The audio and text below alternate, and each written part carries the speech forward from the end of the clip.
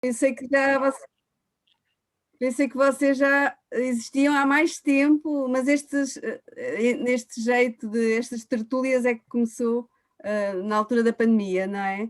Exato, nós tínhamos eventos presenciais e tivemos que aqui adaptar o conceito. Sim, sim. E foi nesse contexto da pandemia que eu realmente tive conhecimento pela minha amiga Regina. Nós encontrávamos-nos presencialmente, mas deixámos de o poder fazer, e então foi através de um link que me enviou, e tenho todo o gosto. Realmente é um prazer enorme.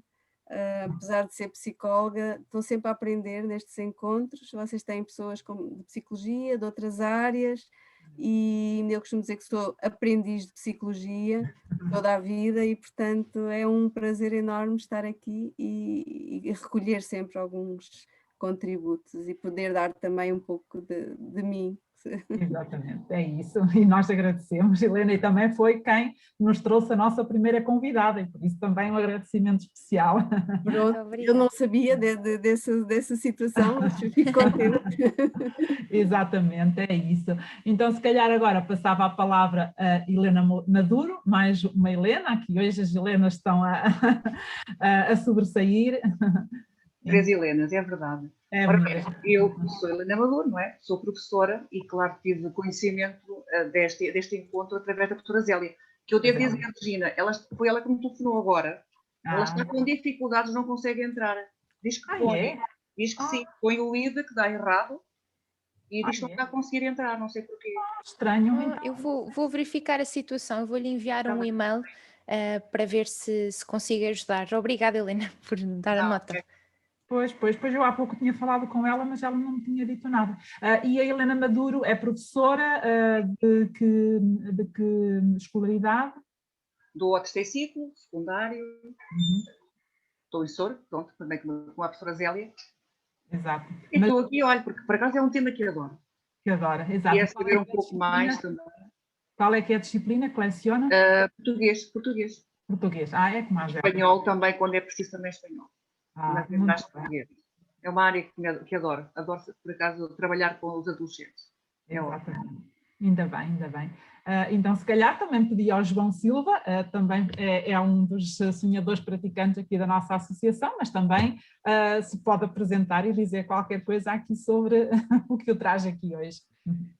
Exato.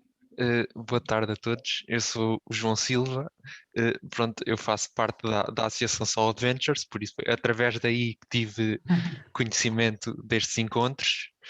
Nos outros não tive a oportunidade de estar presente, mas neste consegui arranjar espaço no calendário. Ainda bem. Sim, senhor. Então, agora também temos aqui a nossa Rafaela, que é uma das nossas sonhadoras praticantes também, que já conseguiu entrar e que nos vai também ajudar aqui no desenrolar aqui da nossa reunião. E temos a Márcia Lázaro, que eu estou a ver com alguma dificuldade, creio que já consegui ver, estava aqui pequenina, não sei se... Desculpa, estava aqui também com problema no som e na imagem, mas acho que conseguem-me ouvir. Sim, agora sim. Então, qualquer coisa. Olá, eu sou a Márcia, também faço parte da associação e também soube deste evento também através da associação, e também é um tema que também gosto de saber mais, porque também estou há mais de um ano a trabalhar por casa e é sempre bom conhecermos novas técnicas ou novas soluções para tornar isto mais leve. E obrigada por esta iniciativa. Exato. Como ainda não vieram mais pessoas, se calhar a Rafaela, eu e a Rafaela pertencemos aqui a este grupo, se calhar a Rafaela também pode dizer coisinha, não é, Rafaela? Sim, boa noite a todos. Então, estou aqui não só para dar o suporte, mas também para participar, para aprender. O tema é super atual, também sou da área de psicologia, e uma aprendiz também de como a gente pode lidar com tudo isso que está acontecendo hoje. Então, essa é a minha expectativa, poder aprender bastante também com a doutora Sofia. Sofia, correto? Sim. Pronto. Sofia Caetano, é isso, que é a nossa convidada de hoje e que eu conheci através da minha filha, que foram colegas durante o ciclo e o liceu, não é assim, Sofia? Sim, é isso mesmo. É isso, e que agora está a dar apoio na Faculdade de Psicologia, não é? Portanto, estás a dar apoio à comunidade, não é assim? Sim, mas é dentro da universidade, nos serviços médicos, portanto não é dentro da faculdade. A faculdade tem um gabinete de psicologia, que é uma coisa específica, e este é da universidade, mais em concreto do SASU, que são os serviços de ação social. Pois, porque também há o apoio à comunidade, não é? Da parte Exatamente, na Faculdade de Psicologia, e este é os serviços médicos abertos para toda a universidade, que a Faculdade de Psicologia na verdade também acaba por fazer, mas é um apoio um bocadinho diferente. Pois, até é bom haver esse conhecimento, porque se calhar há muitas pessoas que nem sequer sabem dessa possibilidade. Sim. De poder aceder a esse tipo de serviços, não é? Porque se tem sempre a ideia de que poder aceder a um psicólogo, que é um pouco caro, e se calhar há pessoas que nem sequer sabem dessa possibilidade, portanto é sempre bom divulgar este tipo de informações, não é? Exatamente. Regina, já agora, porque alguém tem que te dar o palco, apresenta-te e depois, se calhar, para também não usarmos as pessoas que foram super pontuais, podemos avançar, e à medida que as pessoas cheguem, eu e a Rafa estamos aqui atentas a aceitar e estamos também a dar apoio. Posso interromper? É que a Zélia está aflita para entrar e não consegue entrar mesmo. Eu enviei um e-mail mesmo agora com um link direto. Espero que esse link ajude. Se não, eu vou falar com ela. Tenho que ver o que é que se passa, porque não já dei os dois acessos. Está bem. Obrigada. Obrigada. Estranho. Mas pronto, esperemos que a Zélia consiga. Bom, o meu nome é Regina, como já devem ter parado. Eu não sou da área da psicologia, sou de direito, mas tenho muito interesse sobre estas áreas, sempre tive, sobre estes assuntos, e tenho aprendido muito. E a minha ligação aqui com a Solo Adventures é exatamente o querer... Temos a Zélia, desculpa, Regina. Já ótimo. Já aqui está. Zélia, exatamente. Zélia, bem-vinda. Já sei que foi muito resiliente para conseguir chegar aqui. Eu não sei se a Zélia está a conseguir ouvir. Parece-me que Zélia. Se calhar ainda não. Um problema. Mas vamos avançando. Alguma coisa eu entro aqui em contacto no chat para ajudar. Exatamente. Vou partilhar então o ecrã. As regras de etiqueta. Parece-me, Regina, que já estamos todos habituados depois de um ano de pandemia, mas passá-las muito rapidamente então. Ao fim e ao cabo é só ter atenção com ter o uso de telemóveis, os telemóveis em silêncio, microfones desligados, as pessoas podem intervir quando adequado ou então escrever no chat, para não interromper enquanto a oradora está a fazer a sua apresentação. Agradecíamos também que tivessem a câmara ligada durante a apresentação e, portanto, aqui é um lugar seguro onde se pode aprender e partilhar, como penso que é a ideia de todas as pessoas que aqui hoje nos vieram a fazer companhia, e sem julgamentos. Portanto, a ideia é essa, será mais ou menos isto. Portanto, de seguida vamos avançar com a apresentação que a Joana vai fazer aqui sobre uma outra novidade, e, portanto, eu passar-lhe a palavra. São umas breves partilhas aqui para o nosso encontro e que podem também, vêm mesmo a calhar sobre este tema e que podem ser boas ferramentas, e espero que vos ajude de alguma forma em termos de aqui como é que podemos gerir o nosso bem-estar emocional e mental. E vem mesmo a tempo, nós lançámos esta publicação, não se preocupem, não estou a vender nada, é gratuito, é uma publicação gratuita que fizemos com recolha de informações de fontes fidedignas sobre o que é isto da fadiga pandémica e que métodos podemos utilizar para tentar atenuar a nossa vida. E não se preocupem que nós depois partilhamos aqui no chat, a nossa Rafa também tem os links, ela depois coloca onde podem fazer o registro para receber gratuitamente o documento. E também tem aqui outra parceria e é um desafio para quem gosta de caminhadas e correr. Já agora, há aqui alguém que goste disso? Eu gosto. Mais ou menos, já estou assim a ver umas caras. Então, olhem, dia 18 de julho vai haver uma corrida / caminhada, cada um vai ao seu compasso, e é 20 minutos. 20 minutos não é nada, quer dizer, se for a andar se calhar não é nada, eu para mim também não tenho muita resistência, mas é uma corrida um bocadinho diferente, a corrida vai ser através do Zoom, ou seja, cada pessoa tem que ter essa conexão à internet e chama-se Kobayashi Running Challenge e vai ser contabilizada para conseguirmos bater um recorde do Guinness. Nós estamos enquanto parceiros aqui deste projeto e é focado muito na saúde mental e, claro, também física. E eu não sei se sabiam, e até nós destacámos aqui, que cada ano, um em cada 4 adultos sofre com algum tipo de doença mental diagnosticado. Portanto, eu não sou da área, mas a Sofia talvez terá um barómetro sobre esta situação, isto de facto se é verdadeiro, e também vamos ter oportunidade hoje para partilhar um bocadinho as nossas experiências, quem quiser. E fica aqui este desafio, nós depois partilhamos o link, basta fazer uma inscrição, é gratuito, sendo que podem dar um donativo e todos os donativos vão para a Cruz Vermelha Portuguesa. Portanto, nós estamos a fazer essa parceria também para conseguirmos chegar mais longe e ajudar outras organizações. E passando ao que vos trouxe aqui, portanto, a Regina vai fazer aqui uma breve apresentação, nós juramos não tirar mais tempo da Sofia e depois vamos ao que interessa. Sim, vou tentar ser o mais sucinta possível, portanto, apresentando a Associação Solo Adventures, que é uma associação sem fins lucrativos, onde Solo se foca na pessoa e Adventures nos desafios que cada um enfrenta no decurso da sua vida.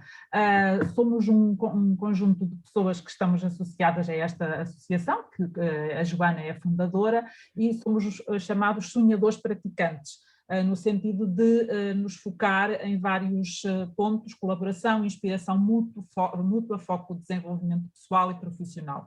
E, portanto, somos uma equipa que se tem dedicado a uma espécie de movimento de empreendedorismo social para empoderar o indivíduo e a mudança positiva.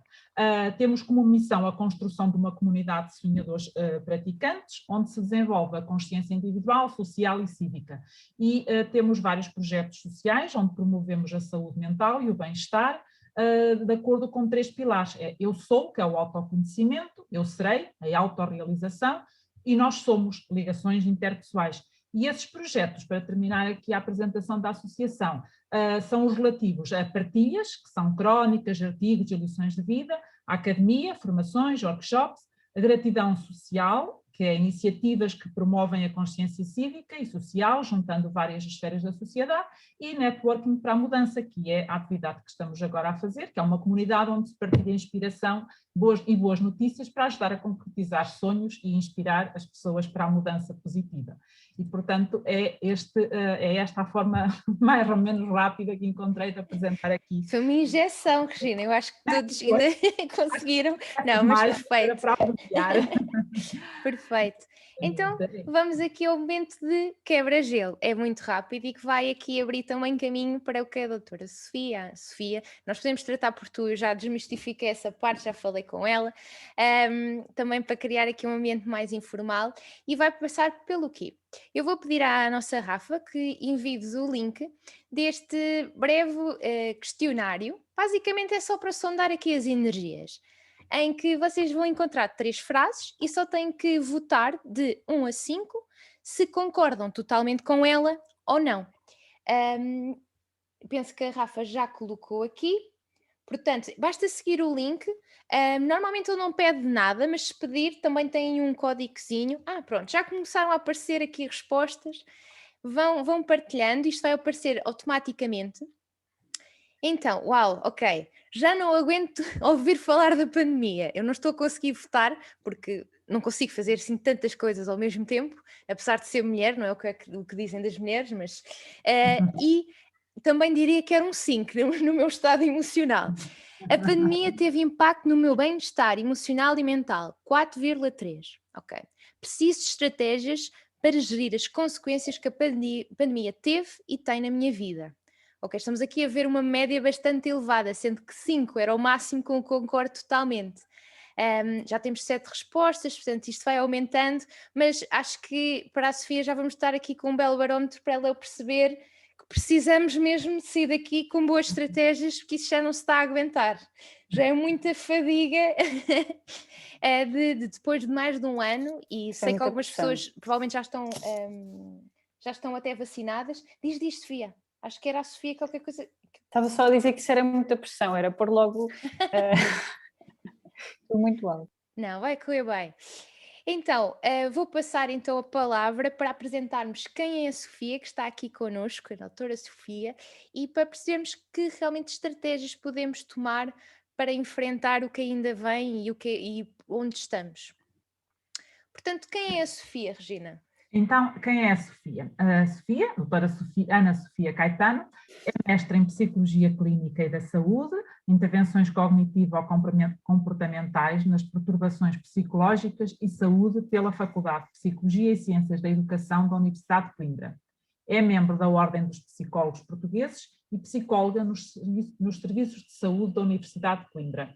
Os seus principais interesses clínicos incluem a implementação e a avaliação de intervenções psicoterapêuticas e preventivas em formato individual, em grupo e principalmente com adultos jovens. E, portanto, é esta a apresentação aqui da nossa Sofia, a quem eu agora ia dar a palavra. Sofia, pode ser? Muito obrigada.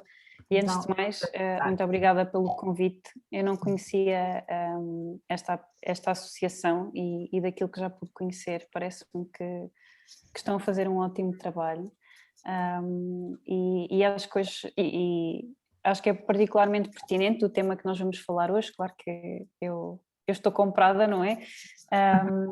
Mas eu já falei com a Joana sobre isso, que aquilo que eu ia tentar fazer hoje era falar menos sobre as consequências da pandemia, porque isso é aquilo que nós estamos constantemente a ouvir falar, estamos constantemente a ser bombardeados com essa informação, e focar mais naquilo que nós podemos fazer um bocadinho para mitigar os efeitos da pandemia. Ora, quanto a isto, há muitos processos diferentes, ou seja, as pessoas reagiram de formas diferentes à pandemia. Aquilo que eu trago hoje são algumas das estratégias. Não vão ser chapa 7, não funciona para toda a gente, portanto, isto para gerir um bocadinho as expectativas, retirar a pressão de mim, mas espero que seja útil. E se à medida que eu for apresentando tiverem dúvidas, vão respondo, seja pelo microfone, pelo bate-papo. Pronto, portanto, como já disseram na apresentação, eu vou aqui partilhar.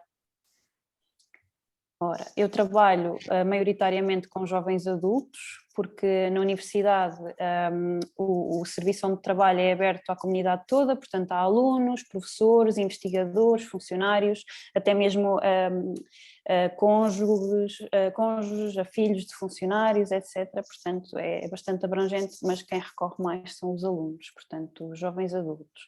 Portanto, se tiverem dúvidas mais relacionadas para os adolescentes, eu posso não saber responder da mesma forma que saberei responder para jovens adultos. Ora, então, começando pela parte mais chata, falar aqui do que aconteceu com a nossa pandemia. Ora, nós temos um conjunto de fatores de risco para a saúde mental que estão estudados e que já estavam levantados. Com a pandemia, o que aconteceu foi que nós fomos muito mais expostos a eles. Portanto, temos o distanciamento social, a insegurança laboral e, por consequência, a insegurança financeira. Com a pandemia, os casos de violência doméstica ou de conflito familiar foram muito mais exacerbados, porque, por exemplo, eu tinha muita ideia que os estudantes vinham estudar para Coimbra, por exemplo, porque não havia o curso que eles queriam nas cidades natais, ou porque queriam ter uma experiência nova e afastar-se, serem mais autónomos, terem, lá está, uma vivência diferente, mas nem sempre. Por vezes, o mudarem de casa, virem viver para outra cidade, é mesmo uma forma de cuidarem da sua própria saúde mental. Portanto, manterem alguns limites para com familiares mais conflituosos, com quem a vida seja mais conturbada, por exemplo. Portanto, a pandemia veio aumentar a exposição a esse tipo de situações. Depois, o facto de termos sido expostos aos mídias de uma forma nunca antes vista, já houve outras pandemias ou epidemias, mas na altura as pessoas não estavam tão expostas aos meios de comunicação como nós fomos agora. Aliás, não sei se vocês consumiam muitos meios sobre saúde mental, mas uma das coisas que se começou a dizer até em determinado ponto foi: cortem o vosso uso dos mídia, não precisam ver o telejornal todo o dia, vejam, por exemplo, em um momento por dia, ou não vejam de todo.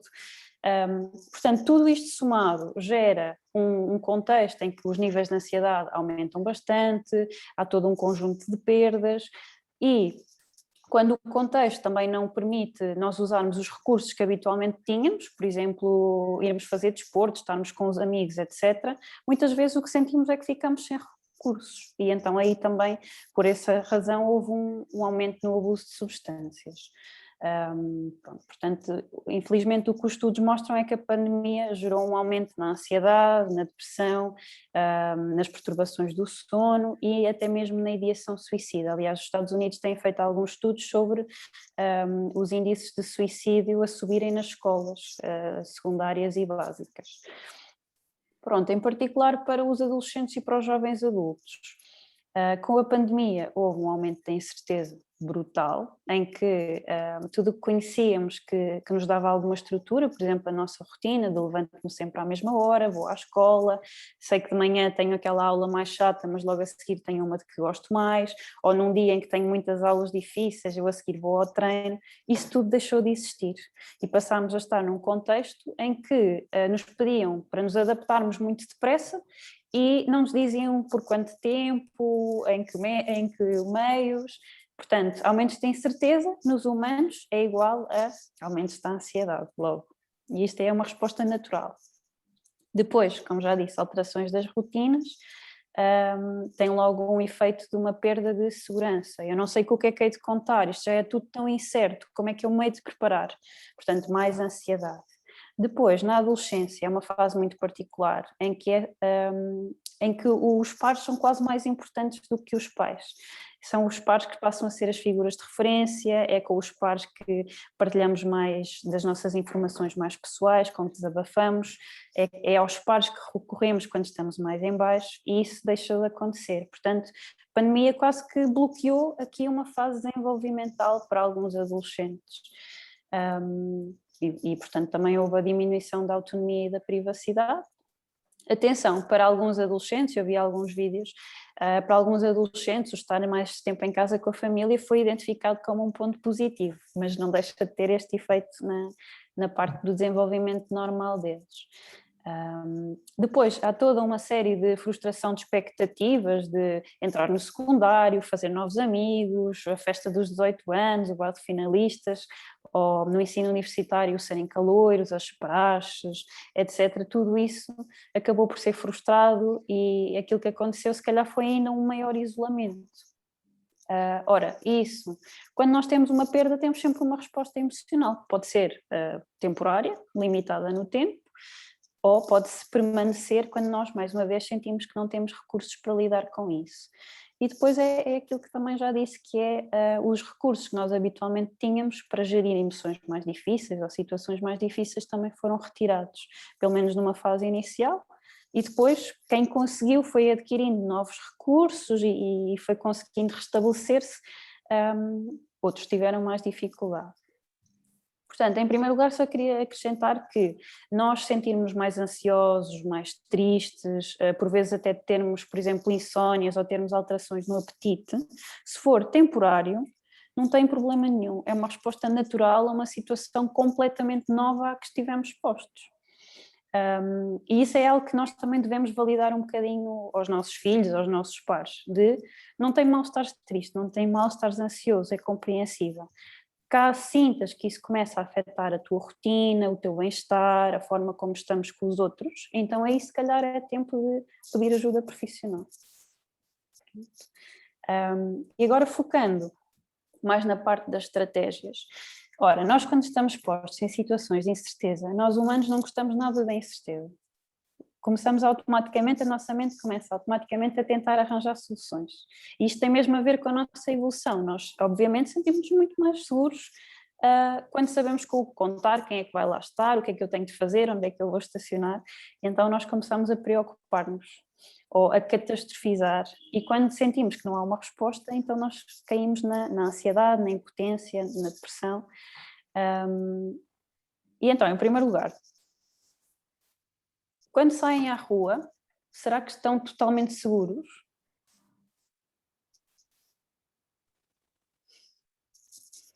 Julgo que é para responder, malta. Pois, se calhar não é? Sobretudo quando se tem receio da eventual contaminação, não é? Exatamente. Agora temos o Covid, que ainda torna tudo mais Claro. consciente, mas quando saímos à rua, por muito que nós saibamos que vamos para a reunião X no sítio B, ou que vamos estar com a pessoa, com a Alberta e com o João, há sempre coisas que podem acontecer, há sempre imprevistos, há sempre um grau de incerteza. Mas nós, quando estamos na nossa rotina e numa vida que está a correr bem, não temos tanta noção desta incerteza, e aquilo que, neste caso, o vírus veio colocar nas nossas vidas foi esta sensação de incerteza constante, ainda mais saliente. Pronto. E então, aquilo que nós normalmente fazemos, nós como humanos que gostamos de estar preparados, é pensar em tudo o que pode acontecer, para eu me tentar preparar. Quando eu faço isso, o que acontece é que, se calhar, eu tenho uma apresentação, como a de hoje, e se eu for pensar nos worst case scenarios, o que vai acontecer é que eu vou ficar muito mais ansiosa. Porque vou pensar que o Zoom vai abaixo, que me vão fazer perguntas que eu não sei responder, que vai acontecer 30 por uma linha e não vai correr nada bem. Obviamente, quando eu fico mais ansiosa, depois isso prejudica a minha apresentação e acabo por, se calhar muitas vezes, acabo por mudar a situação de que eu tinha medo, que é não correu bem. Portanto, aquilo que nós podemos fazer é, em primeiro lugar, identificar quando estamos a catastrofizar. E fazemos isto como? Identificando o que é que existe neste momento. E temos aqui esta primeira setinha, em que, por exemplo, a situação é: eu sinto que foi muito difícil estar em teletrabalho, ou um adolescente poder dizer que, ou um universitário, que a escola online foi muito difícil. Ora, será que é mais difícil gerir esta preocupação ou este pensamento ou esta emoção de foi difícil lidar com isto, ou é mais difícil gerir esta última, do vou chumbar, vou ser despedido? Pois, se calhar a primeira é mais fácil, não é? É uma questão de tentarmos racionalizar esse pensamento. Exatamente. Portanto, aqui o que nós temos é, quando nós vamos pensar no worst case scenario, nós vamos encontrá-los, muitos deles. E o nosso corpo vai reagir como se fosse o worst case scenario que está a acontecer. E então, se eu acreditar que vai mesmo tudo correr mal e que eu vou chumbar ou que eu vou ser despedido, provavelmente no meu primeiro dia de aulas presenciais ou no meu primeiro dia de trabalho presencial, eu vou estar muito, muito mais ansiosa e vou ter um nível de sofrimento muito maior. Portanto, mudar o foco. Focar no que é que existe neste momento. Neste momento eu estou preocupada porque não sei como é que vai ser o meu primeiro dia de aulas. Ou, neste momento, eu não estou a ser tão produtiva como era antes. Aquilo que aconteceu ainda não foi o ser despedida, é apenas um problema de concentração. E isto é muito importante, é muito mais fácil eu lidar com o problema de concentração do que com a ideia de que eu vou ser despedido. E isto é uma estratégia de gestão da ansiedade. Depois, nós podemos então identificar a preocupação. Começamos sempre por aí. O meu cérebro já sei que começou a catastrofizar, eu noto isso porque eu estou muito ansiosa e eu posso me perguntar, ok, então eu estou preocupada com o quê? O exemplo mais claro pode ser, por exemplo, tenho uma dor de cabeça, notei que fiquei muito ansiosa, por que é que eu estou preocupada? E podemos identificar, tenho uma dor de cabeça, mas não foi isto que me preocupou. O que me preocupou foi se a dor de cabeça é Covid e se eu infectei a minha família e o que é que vai acontecer depois. Então, ao identificarmos a preocupação, nós, em primeiro lugar, descatastrofizamos. Ok, é uma dor de cabeça, tudo bem, para já é só uma dor de cabeça, é isto que existe neste momento, e então eu vou lidar com ela como lido com uma dor de cabeça.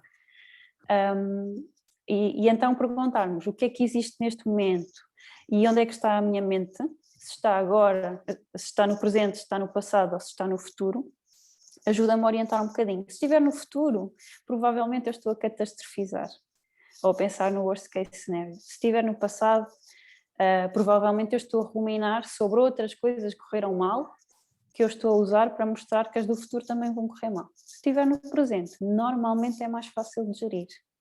Porque no presente, se algo está mesmo a acontecer, eu consigo lidar com isso. Eu não consigo lidar com algo que ainda não aconteceu. Eu lido com eu ter de entregar um trabalho, mas eu não consigo lidar já com a crítica do meu orientador que ainda não chegou. Portanto, é uma das estratégias que podem utilizar. Depois, entramos aqui um bocadinho no autocuidado, que vem no seguimento também daquilo que vocês escreveram no panfleto da fadiga psicológica. Que em primeiro lugar nós temos de nos ver como um contínuo. Esta é uma imagem retirada de um jogo de computador, que são os Sims, que sempre que eu mostro isto aos estudantes universitários eles todos reconhecem, não sei se vocês reconhecem, pronto, mas é um jogo com os bonequinhos que simula a vida real. E o que acontece normalmente é que se nós tivermos uma criança no jogo, eles vêm de autocarro para casa depois da escola, se nós os pusermos a fazer os trabalhos de casa logo, esta barrinha da fun, do divertimento, normalmente está no mínimo. E então nós fomos a fazer os trabalhos de casa e eles estão constantemente a parar. Eu sei disto porque eu jogava este jogo e ficava muito frustrada, mas não, eles chegaram da escola, eles têm de fazer os trabalhos de casa, porque é que não estão a fazer os trabalhos de casa? Ora, porque nós primeiro temos de satisfazer as nossas necessidades para conseguirmos ter um contexto que propicie nós estarmos concentrados, estarmos focados, etc. Portanto, nós vemos como um todo. Se nós estivermos só focados na área profissional, todas as nossas outras necessidades ou outras áreas de vida vão ficar por regar. E como tal, nós não nos vamos sentir em equilíbrio. Existe muita crença de quanto mais eu trabalhar, mais produtivo eu vou ser, mas não, chega a um ponto em que a curva para de descer para de subir e começa a descer. Portanto, lembrem-se de tudo. Se eu não estiver bem alimentado, se eu não estiver a cuidar da minha saúde, se eu não dormir, provavelmente eu não vou ser muito produtivo. Ou não vou conseguir estar com a minha família como eu gostaria. Portanto, manter os básicos do exercício físico, alimentação saudável, uma boa higiene do sono. Na higiene do sono nós tendemos a acreditar que é a hora de irmos dormir que marca o nosso padrão de sono, mas não, normalmente é a hora de acordarmos. Se acordarmos, portanto, mesmo que nos deitemos mais tarde ou mais cedo, consoante os eventos que nós temos, devemos sempre manter a hora de acordar. Pronto, também já falei da rotina, que é muito importante para nos dar aquela sensação de estrutura, sabemos com o que é que vamos contar. Numa situação de incerteza, isto é algo sobre o qual temos algum controle. Isto é outro ponto muito importante que se calhar depois, quando vos der o PowerPoint, se calhar acrescento, que é, numa situação de grande incerteza, nós vamos nos focar nos ICES, que às vezes estão formulados de outra forma. Por exemplo, quando é que a pandemia se vai embora, e se eu apanho Covid, e se eu infecto a minha família, e entramos aqui num ciclo de preocupações que têm imã umas com as outras. Ora, será que nós conseguimos controlar quando é que a pandemia se vai embora, se nós apanhamos Covid? Provavelmente não. É algo que está fora do nosso controle. Se nós estivermos só focados naquilo que não está no nosso controle, vamos nos descontrolar, vamos ficar muito ansiosos. E então mudar o foco, mais uma vez, mudar o foco para aquilo que está no meu controle. Eu não consigo evitar com 100% de certeza que não fique infectado, mas consigo ter cuidados que me protejam. Diminuo os meus contactos, uso máscara, desinfeto as mãos, portanto é sempre isto. Aquilo que eu estou a pensar está no meu controle, se não, então o que é que eu posso fazer? Usando o exemplo que eu dei há bocado do orientador, o que está no meu controle não é a resposta que o orientador vai ter ao trabalho que eu entreguei, mas sim o tempo que eu disponho, a dedicação que eu tenho para com o trabalho. Isso já está no meu controle. Portanto, Joana, se eu me esquecer, depois lembra-me para eu acrescentar esse diapositivo, por favor. Sim. Obrigada. Pronto, na nossa rotina devemos incluir tempo para nós e para estar com os outros, que nós normalmente esquecemos. Nós na nossa agenda incluímos as reuniões do dia, as tarefas do dia e depois o resto fica por planear. Nós, como somos gafanhotos, sempre a tentar fazer mais e mais e mais, muitas das vezes ficamos sem espaço para aquilo que é os nossos hobbies, as nossas atividades de lazer, momentos em que não fazemos nada de jeito, nada produtivo, porque isso também sabe bem. Portanto, incluam isso nas vossas agendas. Depois manter a proximidade com os outros. Agora, neste momento, nós conseguimos manter alguma proximidade, não sabemos se isto vai ficar assim durante muito tempo. E deixei aqui esta imagem porque acho que é muito importante, que é recompensem-se pelo esforço e não pelo sucesso ou falta de sucesso. se nós estudamos, os meus exemplos são todos muito à volta dos exames, porque eu trabalho muito com isso, mas se nós estudamos muito, muito para um exame e depois não temos a nota que nós queremos, será que mesmo assim não merecemos ser recompensados? O nosso esforço está lá. Eu não controlo se o exame era fácil, se o professor estava de mau humor quando me corrigiu o exame, não controlo se o professor nos trocou as voltas e pôs lá a matéria que não era suposto sair. Aquilo que eu controlo, mais uma vez, é o esforço que eu dediquei. Como tal, eu mereço a recompensa. E projetar o futuro. Mesmo em tempos de alguma incerteza, nós podemos pensar sobre o que é que eu gostava de fazer depois, ou como é que eu, dentro de uma quarentena ou de um isolamento social, posso celebrar a minha festa dos 18 anos. Tudo isto dá uma maior sensação para contrariar a desesperança, esta sensação de que nada vale a pena. Vale a pena. E nós termos esta luzinha ao fundo do túnel também é uma estratégia de gestão emocional. Como já disse, também validar sentimentos e preocupações. É normal nós estarmos mais preocupados, mais cansados. Já são quase 2 anos disto. E não me autocriticar pelos meus pensamentos e pelas minhas emoções. Nós não temos culpa deles. As nossas emoções são produto da nossa evolução e todas elas existem porque têm uma função para nós, têm um objetivo. Por exemplo, a ansiedade surge quando nós sentimos que existe uma ameaça. Se nós não tivéssemos ansiedade, provavelmente não íamos abrandar o ritmo da condução quando começa a chover torrencialmente. E os nossos pensamentos, a grande parte deles é automática. Portanto, quando nos vem um pensamento mais bizarro à cabeça, eu não tenho culpa dele. Portanto, não mereço ser criticada por isso. Podemos nos perguntar se aquilo que estamos a fazer neste momento me traz vitalidade ao sofrimento. Por exemplo, quando eu estou mais deprimida, é provável que eu tenha mais vontade de ficar por casa. A longo prazo, isto traz-me vitalidade ou traz-me mais sofrimento? Provavelmente vai-me trazer mais sofrimento. E limitar o perfeccionismo. Nós, muitas das vezes, somos os nossos maiores bullies. Nós dizemos a nós coisas que nunca diríamos aos outros. Que é sempre o tens de fazer mais, não é bom o suficiente, ainda não chegaste lá, não podes falhar. Porquê é que nós não falamos assim com os nossos amigos? Eu ia dizer que gostamos dos nossos amigos, mas eu também gosto de mim, mas às vezes parece que não é?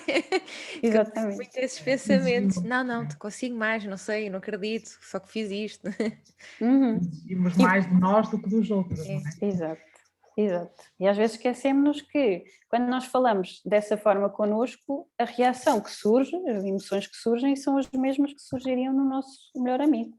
Se eu me digo a mim própria que eu sou uma falhada, provavelmente não me vou sentir muito bem depois. E até vai dificultar eu enfrentar a situação que for que estiver a ser difícil. Portanto, tentarem falar com vocês como falariam com um amigo. E por fim, lembrar-me de outras situações em que eu também tive de gerir qualquer coisa muito difícil, as estratégias que eu usei, o que é que funcionou, o que é que não funcionou. Isto ajuda-nos mais uma vez a aumentarmos a nossa sensação de que somos eficazes, que temos competências, focar naquilo que podemos controlar, focar no presente.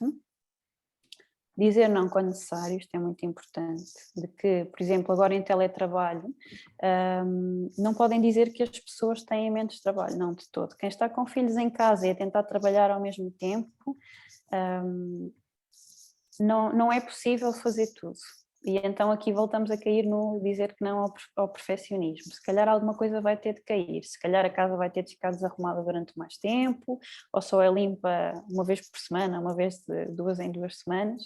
Não somos polvos com tentáculos que chegam a todo lado ao mesmo tempo. Não é possível. Temos os nossos limites como humanos. Pronto. E pedir ajuda quando necessário. E então os sinais de alerta para nós, para as pessoas à nossa volta, são quando nós temos alterações muito marcadas no sono ou na alimentação, ou seja, começamos a ter ou muitas insónias, por exemplo, ou seja, mesmo que tenhamos muito sono não conseguimos dormir, ou o contrário, sentimos que temos de dormir o dia todo e mesmo assim continuamos extremamente cansados. Na alimentação é a mesma coisa, ou muito apetite ou falta de apetite. Depois, quando sentimos que as nossas emoções estão muito voláteis, muito facilmente perturbáveis, qualquer assunto que antigamente não dávamos importância agora é mais perturbador.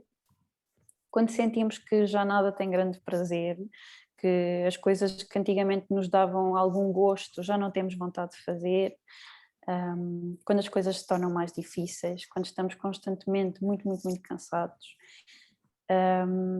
quando temos uma certa vontade de nos isolarmos porque sentimos que estar com os outros é demasiado, é muito difícil, os outros vão ver que eu estou mal. Quando sentimos que temos constantemente de nos distrair também de pensamentos, emoções ou de outros estímulos externos, provavelmente estamos a evitar qualquer coisa, que é mais difícil, e quando temos alterações nos comportamentos. Por exemplo, alguém que era muito dedicado ao trabalho, de repente ter um comportamento completamente diferente. Isto não é uma resposta natural. Pronto, e terminava assim aqui a parte da minha apresentação. Obrigada, Sofia. Obrigada. Creio que foi uma apresentação, na minha perspectiva, muito pertinente. Gostei imenso, não sei se as outras pessoas que aqui estão que partilham da minha opinião. E agora está aberto o debate, vêm as tais perguntinhas que aposto que a Sofia não está minimamente preocupada, porque nenhuma pergunta muito complicada e as perguntas serão todas pertinentes e certamente objeto de alguma análise, porque nem todos conseguem ter a mesma opinião sobre estes temas, não é? Não sei se alguém quer já aproveitar este momento para avançar com alguma pergunta, se não... Eu posso, Regina? É que eu vou ter que me ausentar. Eu tenho um aventureiro cá em casa que foi andar de bicicleta, mas que teve um furo. E tenho que ir socorrer. E vou ter de sair, vou ter que o ir desenrascar. Isto às vezes as aventuras correm mal, mas gostei muito, foi realmente, como disse a Regina, uma apresentação muito clara, muito dirigida às estratégias que todos nós podemos desenvolver. E tenho pena de ter que me ausentar, mas continuem e foi um prazer conhecer a Sofia. Obrigada. E, olha, para a próxima ficarei mais tempo. Foi um bom encontro, Helena. Obrigada. Obrigada. Até uma próxima. Obrigada. Nada, adeusinho. Não sei se alguém quer colocar uma questão. Eu tinha aqui. Helena Mourão. Eu já vi a mãozinha no ar. Sim. Ok, desculpa. Então, Helena. Não era bem uma questão, mas queria dar os parabéns aqui à Sofia por esta partilha connosco e efetivamente revi-me aqui em algumas situações. Nomeadamente achei muito curioso aquela perspectiva do presente, do passado, presente, futuro. É uma outra forma de ver as coisas e de colocar as coisas. Portanto, agradecer antes de mais a partilha. Eu também vou ter que me ausentar mais aqui um pouco, mas estes temas da saúde mental estão cada vez mais na atualidade e fazem parte da nossa vida sem que nós nos apercebamos, não é? Daquilo que estamos a viver. Entramos aqui num modo contínuo. E achei interessante também aquela parte ali quando falou de muitas vezes tendemos a nos isolar, não é? Porque temos esta ideia que toda a gente tem que saber estar à altura, não é? Portanto, gostei imenso. Obrigada. Muito obrigada, Helena. Obrigada. Já agora não quero interromper a oradora, é só dizer à Helena para deixar o link no chat depois da revista, para toda a gente ficar, visitar e depois aproveitar para comprar. Sofia, desculpa, tirei-te o que eu ia dizer em relação à resposta da Helena é que nós caímos muito no erro de acreditar que só nós é que estamos a passar por determinada coisa. E não para fazer publicidade, mas uma das coisas que nós fizemos no serviço foi criar grupos terapêuticos, ou grupos no geral. Criámos um grupo para pessoas com perturbações de ansiedade e criámos um para estudantes de doutoramento.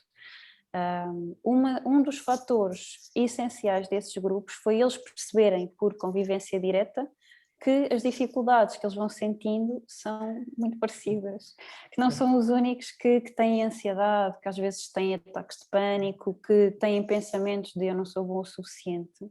Isto passa pela cabeça de toda a gente, até de quem não tem nenhuma perturbação de ansiedade. E não sermos nós a dizermos, mas eles a verem uns com os outros, é importantíssimo. Portanto, às vezes nós podemos dizer, olha, não estou nada bem, porque leva o outro a dizer, olha, também não estou. Ou eu neste momento também não estava e fiz isto. Sim, isso é importante. Realmente até facilita um pouco o conhecimento de nós mesmos quando temos outra pessoa que também partilha essas emoções que sente, não é? Uhum. Se ninguém levantar agora a mão, eu tinha aqui uma perguntazita que queria colocar um pouco também para fomentar aqui o debate. Na minha análise e vendo também um pouco o que aconteceu comigo, parece-me que a pandemia permitiu, obrigou, não é? A centrarmos mais em nós mesmos, no nosso eu, e a fazer-nos perceber melhor o que é que nós estamos a sentir. Interpreto isto como uma espécie de momentos de solidão em que nos permitiram uma reflexão sobre os nossos sentimentos mais profundos e que muitas vezes podem trazer ou dor, ou revolta, necessidade de falar, ou então até compaixão, aceitação, reconhecimento, etc. E a pergunta que eu queria colocar à Sofia, além de perguntar se concorda com esta reflexão, é o que é que se deve fazer com estas descobertas, este conhecimento do eu, porque se calhar no dia-a-dia anterior à pandemia nós não tínhamos esse tempo e durante a pandemia muitos de nós tiveram e se calhar isso permitiu-nos descobrir coisas que antes não tínhamos descoberto, mas que estariam cá em potência. E com estas descobertas, se calhar há aqui uma certa... temos aqui um dilema entre continuamos a descobrir o que fazemos e isso se calhar dá-nos uma certa instabilidade. Então a pergunta é essa, Sofia. Sim, é uma boa pergunta e é verdade que é quando nós descobrimos algo novo sobre nós, quando nos debruçamos sobre algum pensamento, alguma emoção, alguma situação que se calhar andávamos a evitar, é perfeitamente natural que então surjam emoções mais difíceis. Aliás, por exemplo, quando as pessoas chegam à consulta e para fazer psicoterapia, quando tocamos num ponto sensível, provavelmente a pessoa não se sente muito confortável e surge muita tristeza, muita ansiedade. Nós preparamos a pessoa para isso, isto é natural, significa que estamos a trabalhar algo que é importante e isto não é para sempre. Esta é a parte importante. A nossa tendência natural é ver muita ansiedade, muita tristeza, ok, vou evitar, não quero olhar para isto. Quando nós temos algo que andamos a evitar a vida toda, o que acontece é que essa coisa vai se manter e manter e manter e vai tentar surgir de todas as formas possíveis. Portanto, normalmente aquilo que eu diria é continuem a explorar, vejam se dá para integrar essas novas descobertas naquilo que vocês já conheciam. Se notarem que ficam mesmo muito desorganizados, então sim, procurar ajuda, porque há coisas que nós não conseguimos fazer sozinhos. E penso que é isso, não tenham medo dessas emoções, porque por trás disso podem estar coisas muito importantes.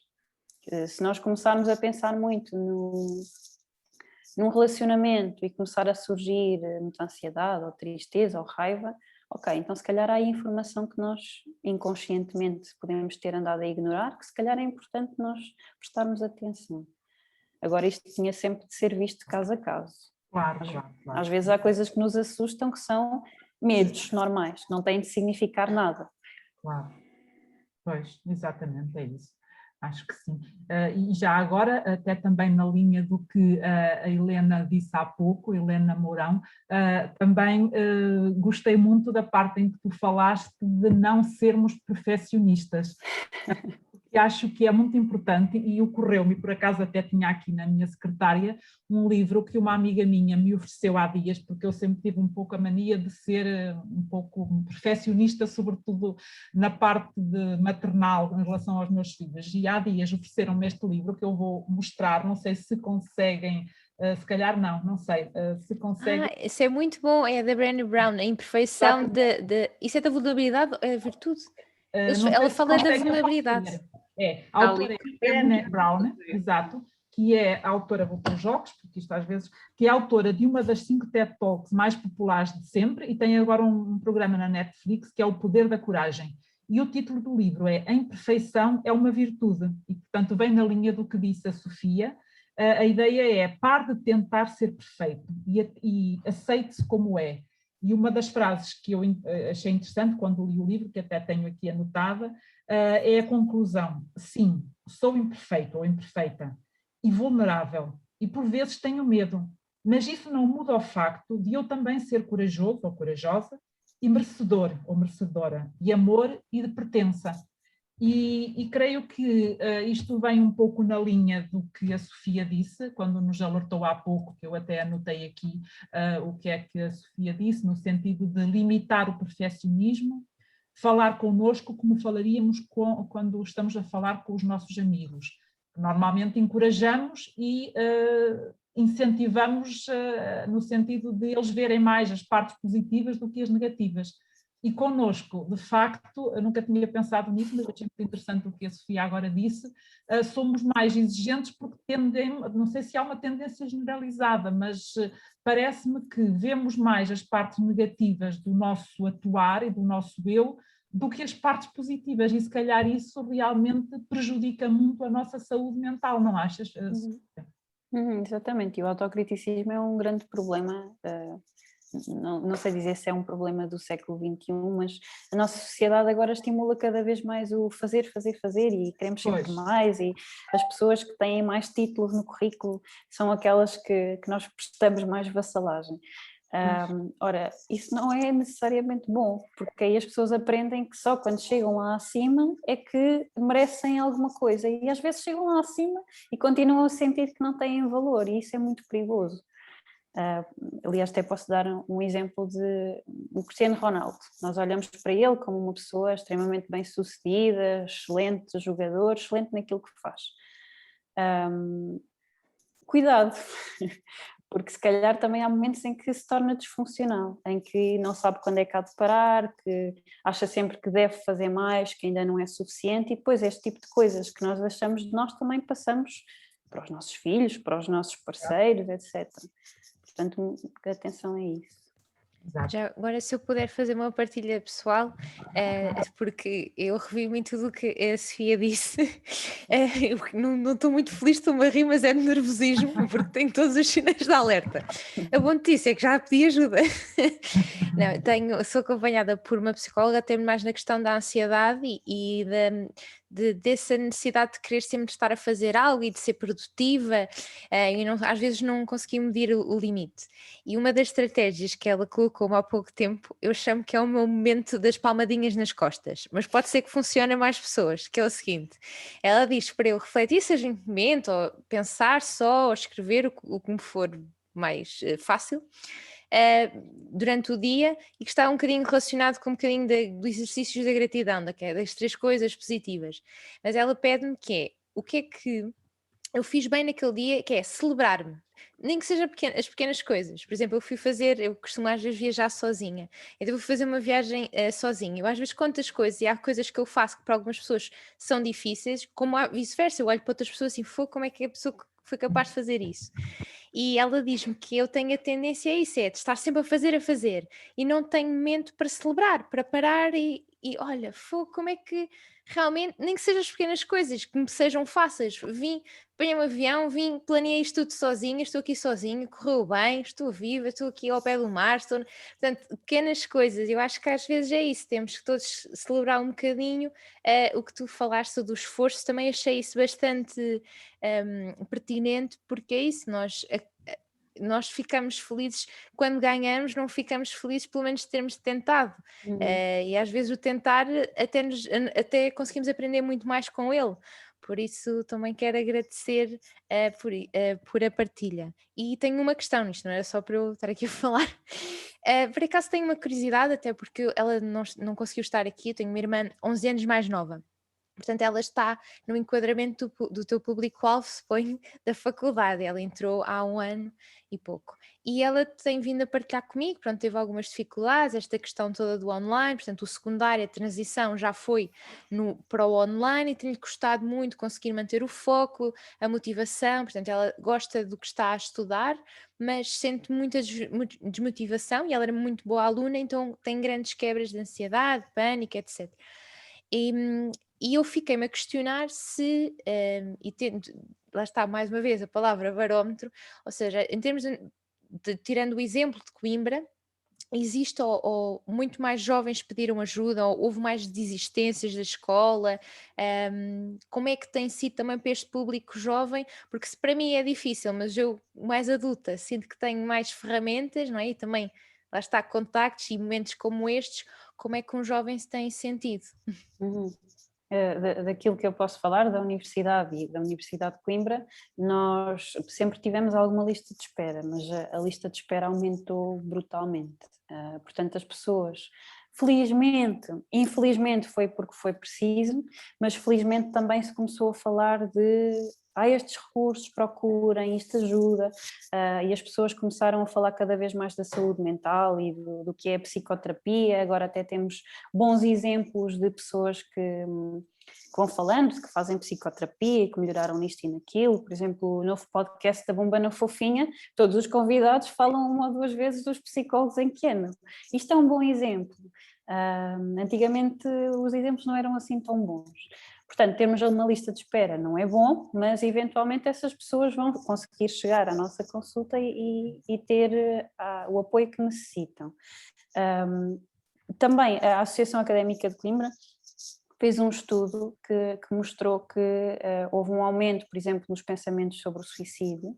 E atenção, pensamentos não é o mesmo que querer cometer suicídio. Ou seja, nós quando estamos em períodos mais difíceis da nossa vida, é comum que nos possa passar pela cabeça de que era mais fácil nós desistirmos, por exemplo, desistirmos do curso, desistirmos da vida, às vezes que nos passa pela cabeça magoarmos a nós próprios.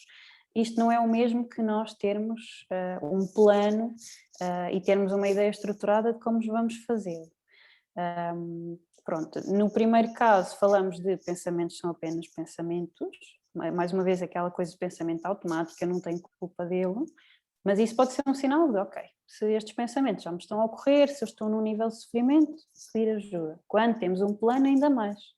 E aí, se nós sentirmos, se nós formos alguém que tem este tipo de pensamentos e que nós queremos mesmo proteger-nos e não queremos tomar essa ação, aí a resposta é dirigirem-se a um serviço de urgência e são acompanhados e dirigidos para os locais que ajudam. Isto, partilho essa informação com vocês para se alguma vez estiverem em contacto com alguém que precisa, terem essa informação. E ainda em relação aos estudantes universitários, também aumentou muito o pensamento sobre desistir do curso, voltarem para as cidades natais, congelarem a matrícula durante os anos da pandemia porque sentem que o online não vale a pena, medos sobre como é que vai ser quando voltarem ao presencial, porque nós temos alunos que passaram os 2 primeiros anos da faculdade em casa, portanto agora vão para o 3º ano e não conhecem os colegas. Claro que isto é uma dificuldade acrescida. Agora, alunos de secundário, não sei, talvez a Helena saiba dizer melhor. Pois, realmente os alunos do secundário também acho que sofreram muito porque o afastamento dos colegas também os impediu de desenvolverem as suas apetências sociais. E depois também aquilo que tu há pouco disseste, Sofia, eles deixaram de ter os seus convívios, as suas festas de anos, os bailes de gala de finalistas de liceu, as suas saídas, por exemplo, as viagens de estudo e de recreio, não é? Portanto, isso tudo desapareceu e parece-me que isso tudo contribuiu também muito, tal como nos universitários, para eles não andarem muito bem. Sim, sim. A diferença é que se calhar esses não pedem tanto ajuda. Exatamente, pois, também me parece, porque se calhar ficam mais inibidos e não têm tanta consciência do que é que isto significa, e se calhar também tem muito a ver com aquilo que há pouco referiste, que todos nós tendemos a achar que só nós é que temos aquele problema, não é? E se calhar, não sei se achas isso, mas nas camadas mais jovens certamente não tem essa crítica, não tem desenvolvimento suficiente para ter essa crítica e pensar que os outros também podem pensar isso.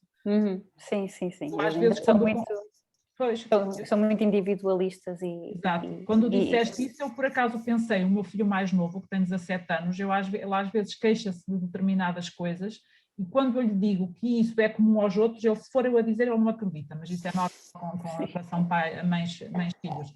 Mas, se calhar, se ele falar com outros, e ele às vezes conta-me, ele fica quase espantado por perceber que outros também tiveram aqueles sentimentos e aquelas reações. Eu às vezes achava isso um bocadinho estranho, mas comecei a perceber que se calhar é normal, e agora também referiste isso, não é? Sim. É típico do ser humano, não é? Sim, sim. E os pais normalmente têm muita tendência a tentar resolver a situação para os filhos e tornar a coisa positiva. Por exemplo, se estiverem a queixar de fogo, não vou ter baile de finalistas ou não vou ter viagem de finalistas. Normalmente os pais dizem, pronto filho, has de ter outras viagens, vai correr tudo bem, etc. Podemos simplesmente dizer, realmente é muito chato, é uma pena, seria muito giro se pudesses ir para Londres ou o que for. É triste, será que podemos celebrar isto de outra forma? Ou simplesmente validar, estar lá, perguntar, ouvir, às vezes isso é suficiente. Pronto, e nós às vezes também olhamos para os adolescentes e achamos que eles são muito dramáticos e que estão a dramatizar tudo. Sim, é a forma deles de se expressarem, mas ouvir mesmo realmente o que é que eles estão a dizer. Quando nós dizemos, filho, vá para lá com essas coisas, não é nada de especial. Eles sentem-se desvalorizados. Ok, pois, exato. Mas também há um pouco a nossa tendência de fazer isso. Sim. De tentar desvalorizar, mas se calhar não é a melhor técnica, não é? Também deve... Exatamente, porque aí o que nós queremos é normalizar ou tentar, filho, não é o fim do mundo, vais ter outras oportunidades, mas depois aquilo que eles ouvem, claro que o cérebro de um adolescente ainda não está totalmente desenvolvido, ainda não tem a maturidade que um adulto tem, não consegue integrar a informação da mesma forma. Aquilo que eles ouvem é ninguém me leva a sério, ninguém acha que o meu sofrimento é válido, estou sozinho aqui no meu sofrimento, porque lá está, o cérebro adolescente também é muito egocêntrico, mas isso é perfeitamente normal. Pois, exato. Mas este problema dos jovens, se calhar já era um problema que já se vinha verificando mesmo antes da pandemia, não é? Porque creio que já havia uma necessidade de estarmos alerta com esse problema, e por acaso hoje foi até a Zélia que partilhou comigo uma informação que ela penso que encontrou aqui num link do Facebook, que fala exatamente disso, de um estudo, não sei se a Zélia também quer dizer alguma coisa em relação a isso, de um estudo que mostra que realmente os nossos jovens já há muito tempo que andavam com mais problemas a nível de relacionamento e destas questões que hoje em dia se põem. Eu não sei se a Zélia quer dizer alguma coisinha em relação a isto. Bom, eu tenho estado a ouvir com atenção e em primeiro lugar, dar os parabéns à doutora Sofia, ou à Sofia, pela excelente apresentação que fez, foi muito perceptível e muito clara, e eu revi-me em tudo. Falando como professora de adolescentes jovens, não é? Porque terceiro ciclo secundário é aquela fase que de facto eles estão a viver, mas que não têm aquelas vivências normais, elas foram-nos vedadas, foram-nos cortadas. Nós, de um momento para o outro, fomos para casa, não é? Isso aconteceu ano passado, aconteceu este ano, e alguns em casa até trabalharam muito bem, porque têm uma boa retaguarda, outros não. Não é? Portanto, temos que pensar que na escola eles são mais iguais, ou seja, têm as mesmas oportunidades, em casa não. Ou são os meios informáticos, ou é a própria família, porque se tiverem pais também desempregados, ou em teletrabalho, ou mais irmãos em casa, é uma grande confusão. E é diferente, não tem o apoio, e eu notei isso quando voltámos ao presencial, e sobretudo as miúdas quando estão na fase da adolescência, elas lidam um bocado mal tanto com a imagem, não é? A parte física, mas também a parte psicológica, os relacionamentos, os namoricos, essas coisas todas. E nós fomos um bocado, e acho que a minha colega Helena Maduro há de concordar comigo, naturalmente, nós somos também um bocado, e somos, e já éramos antes, psicólogas, mães substitutas, digamos assim, porque alguns, apesar de estar em casa, também não tinham a presença dos pais ou das mães, e nós também temos cada vez mais famílias monoparentais, não é? E irmãos que são meios irmãos, e portanto não podemos nunca julgar que se temos uma família dita normal, que todos os adolescentes e jovens têm, não é? Portanto, não é assim, não é? E portanto nós temos que, eles precisam sobretudo, e é uma coisa que a doutora Sofia há bocadinho disse muito bem, eles muitas vezes só precisam que os ouçam. Eu quando ficava uma miúda ou um miúdo no fim de uma aula, eu já sabia o que é que queria. Então, o que é que tens para me dizer? E, portanto, iam falando. Eles só precisam que os ouçam muitas vezes, lá está. Porque em casa, e também eu falo por mim, porque também sou mãe, e também tenho 3 filhos, e nós nunca somos os melhores conselheiros. Os nossos filhos, aquilo que nós dizemos... eles acreditam mais ou levam mais a sério as opiniões das pessoas que não conhecem ou com quem não lidam no dia-a-dia, não é? Até mesmo para os ajudarmos nas tarefas da escola, mas a minha professora não foi assim que explicou, não é? Pronto, sabemos que é sempre assim, nós nunca somos... Porque nós também, no fundo, estamos a fazer um julgamento, estamos a julgar uma atitude, enquanto que se tivermos um certo distanciamento emocional, é mais fácil, não é? Ouvir sem julgar, não é? Porque lá está, fazer o julgamento, quando eles já não se sentem bem, não é? Não estão numa situação normal, é pior, não é? É pior. Ou tens que fazer melhor, tens que te aplicar, tens de... Então, mas eu já não faço tanta coisa bem, certo? Lá está o tal perfeccionismo, não temos que ser perfeitos, não é? Todos somos imperfeitos. Eu até em tom de brincadeira muitas vezes digo, perfeito só no Brasil, não é? Pronto, é mesmo assim. Isso não existe, é uma utopia, a perfeição não existe. Pronto, fico para isso, não falo muito. Obrigada, Zélia. Eu já partilhei aqui no bate-papo, já partilhei aquele link que falámos há pouco, que foi escrito aqui por este psiquiatra. Coloquei aqui para se quiser alguém também ler este texto. E já agora nesta sequência também queria fazer aqui um comentário, não sei se depois a Sofia também tem alguma coisa a falar sobre isto. O que eu também tenho notado, esta parte foi até em conversa com uma amiga minha que tem uma filha que realmente está a ter muitos problemas porque entrou há pouco tempo na universidade e não conhece lá ninguém. E então ela está com muita dificuldade e não consegue estudar, aliás não está a fazer cadeiras nenhumas. E o que a minha amiga se está a perceber é que a miúda também está um pouco a manipular os pais, porque não obstante a miúda estar a passar, e quando digo miúda tem à volta de 20 anos, não é? Estar a passar muito mal com toda esta situação que se está decorrente do Covid e deste isolamento, etc., os pais estão a ter, e tiveram, como se calhar todos nós teríamos, aquela atitude protetora e tentar paparicar, entre aspas, a menina.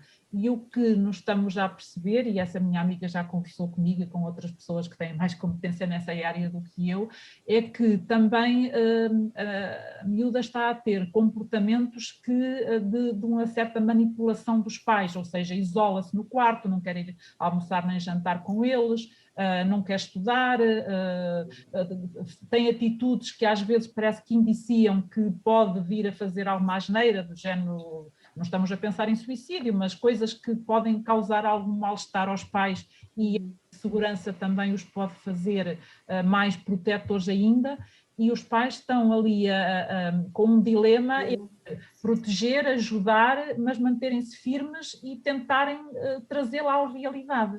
E como lidar com isto? É que é muito complicado, porque os próprios pais também estão no meio desta pandemia, os próprios pais também não sabem como atuar, porque são pais, não é? E o que eles dizem, a filha também, como acontece com os meus e como a Zélia disse, que acontece com todos, os filhos nunca nos ouvem tão bem como ouviriam outras pessoas, não é? E realmente esta situação de uma certa manipulação de alguns adolescentes utilizando esta situação também não é bom para eles, nem para a família, nem para os pais e para a sociedade em geral.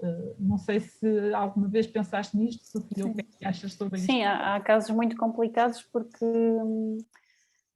depois, normalmente é sempre a família toda que acaba por sofrer algumas consequências. Claro que todos sabemos que os pais sofrem com os filhos e muitas vezes os filhos sofrem com os pais. Aliás, na pandemia, os filhos absorveram muita da ansiedade dos pais, porque os pais são vistos como os super-heróis e quando o pai tem medo, então alguma coisa está mesmo mal.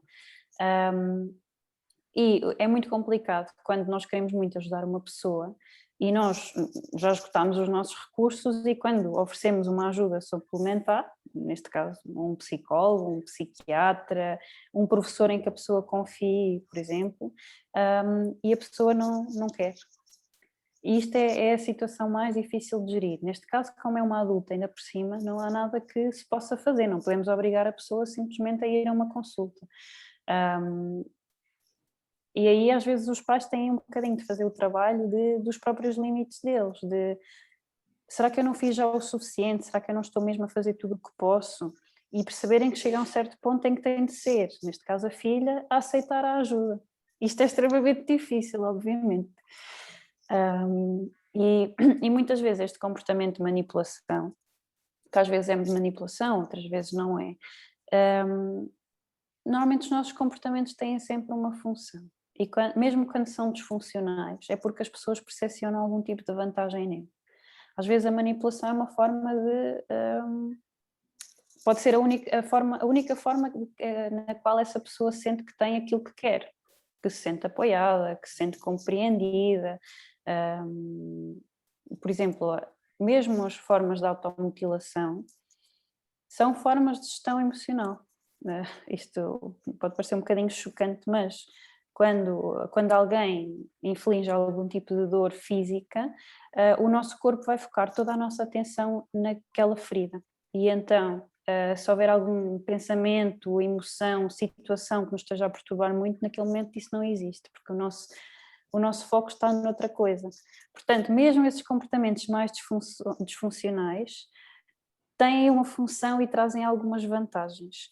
Eventualmente tentar perceber o que é que a pessoa procura com essa manipulação para que eles possam tentar satisfazer essa necessidade de outra forma, mas não sei se é bem por aí. Acho que aí é mesmo os pais poderem ver que estão a fazer tudo o que podem e que chega a uma parte em que está fora do controle deles.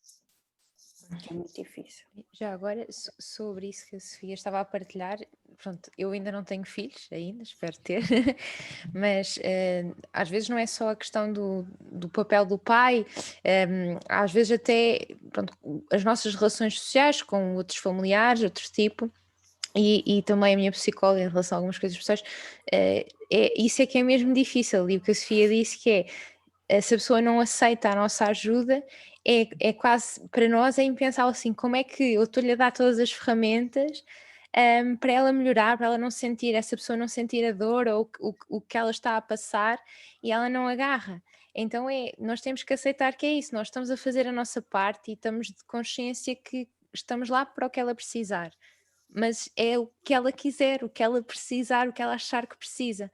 E aceitar que a pessoa às vezes possa estar a magoar-se a si e aos outros é mesmo muito difícil, não é? Porque para quem estiver estável emocionalmente ou mais ou menos equilibrado, vai achar que como é que é possível alguém ter um tipo de comportamento que a prejudica a pessoa e pretenda manter, não é? Isso é, por exemplo, o caso das adições, não é? Pessoas que têm depois grandes sustos e overdoses, coisas, e mesmo assim às vezes mantêm essa adição e às vezes aqui não se trata de uma droga, mas é quase às vezes a adição emocional ou a sensação de sentir-se que é apoiada e que está a chamar a atenção e que tem essa atenção de outra forma.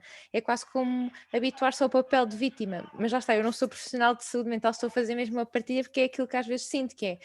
é mesmo difícil aceitar que alguém não quer uma coisa que possa ser boa para si. É mesmo. Sim, e acho que tudo o que disseste faz sentido. E ainda há outra questão, que é, às vezes temos de tomar a decisão difícil de nos afastarmos ou de estabelecermos limites de pessoas que se nos são muito queridas com o objetivo de nos protegermos a nós próprios. Eu acompanho muitos alunos que, para conseguirem ter algum tipo de relação com os pais que seja minimamente saudável, têm de facto de só ir a casa, por exemplo, um fim de semana por mês e só telefonar em 2 em 2 semanas, e é assim que funciona. E não vale a pena tentarem um contacto mais frequente ou a comunicação assertiva, porque quando estamos a falar de interação, os dois lados têm de colaborar.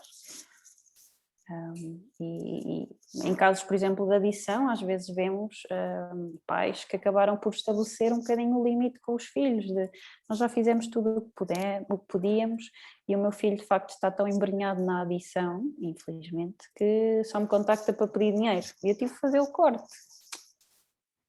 Acontece, infelizmente. Para os pais isso deve ser muito complicado. É uma coisa um bocadinho mais, se calhar, fácil, digo eu, para os filhos não irem passar o fim de semana, mas pais, sobretudo quando ainda vivem no mesmo ambiente, na mesma casa, fazerem esse corte deve ser um pouco, porque depois fica sempre aquele misto de sentimentos entre será que já fiz mesmo tudo? Mas lá está, se calhar aí entra o não perfeccionismo, não é? Que falávamos já há pouco.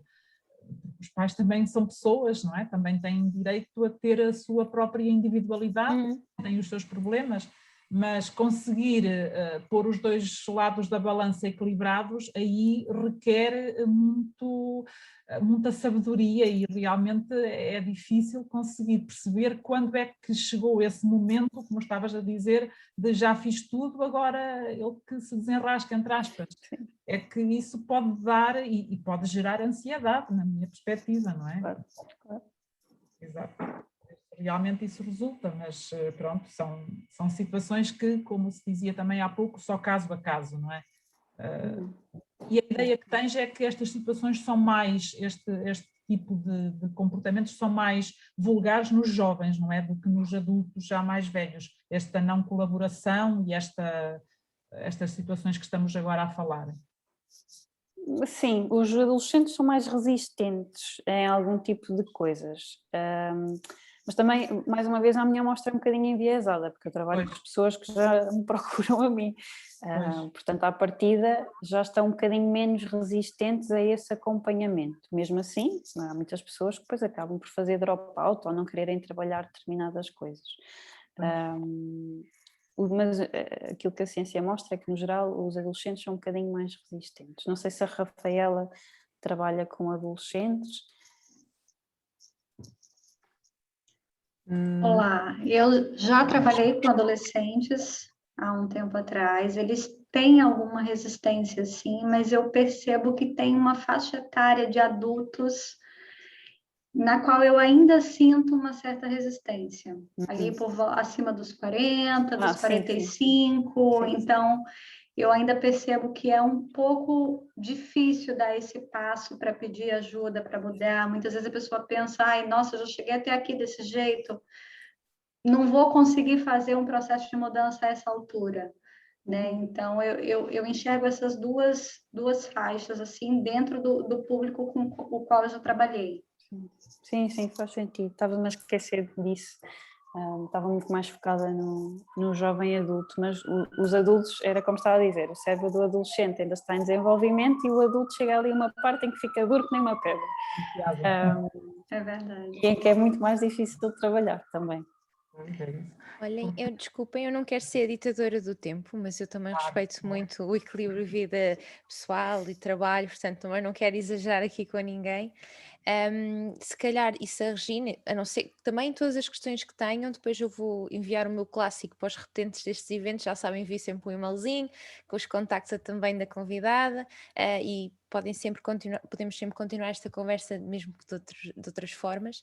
Se a Regina achar por bem, vou dar os meus recadinhos finais e quem quiser ficar a partilhar um pouco mais, tudo à vontade, eu também ficarei aqui, mas quem quiser sair, como o evento termina oficialmente às 8h30, não se sintam pressionados pelo tempo se tiverem outras coisas para fazer.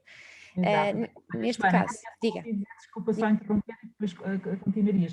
Que eu coloquei no bate-papo um resuminho feito assim um bocadinho de acordo com o que a Sofia foi dizendo, portanto, se alguém quiser ir lá, só para eu ter assim os tópicos que me pareceram importantes do que a Sofia apresentou e poderão depois, se o entenderem, ler isso ou ficar com ele. Era isso, Joana, então. Perfeito, a Regina está sempre atenta às nossas necessidades. Obrigada, Regina. Obrigada. Então, este espaço de conversa e escuta ativa, pronto, teve que chegar a um fim, não é? Não podíamos ficar aqui a falar da nossa fadiga a pandémica muito mais tempo, temos que a gerir e enfrentar, como temos conseguido enfrentar até o momento. Então, eu tenho aqui pequenos recadinhos do que é que vem a seguir.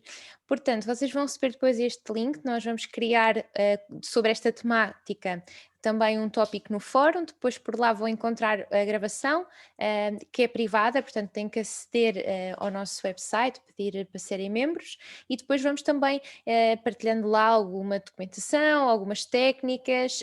A ideia é continuarmos esta conversa mesmo que seja noutro veículo, noutro canal. Par disso, nós já temos o nosso próximo tema, vai ser mais focado na parte de cyberbullying, mas também podemos falar bullying fora dos ecrãs, não é?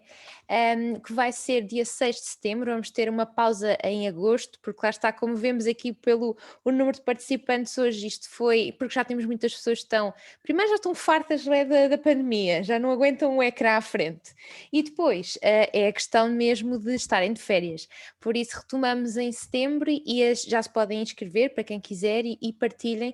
Lá está, quanto mais pessoas interessadas nestas temáticas, mais a conversa se enriquece.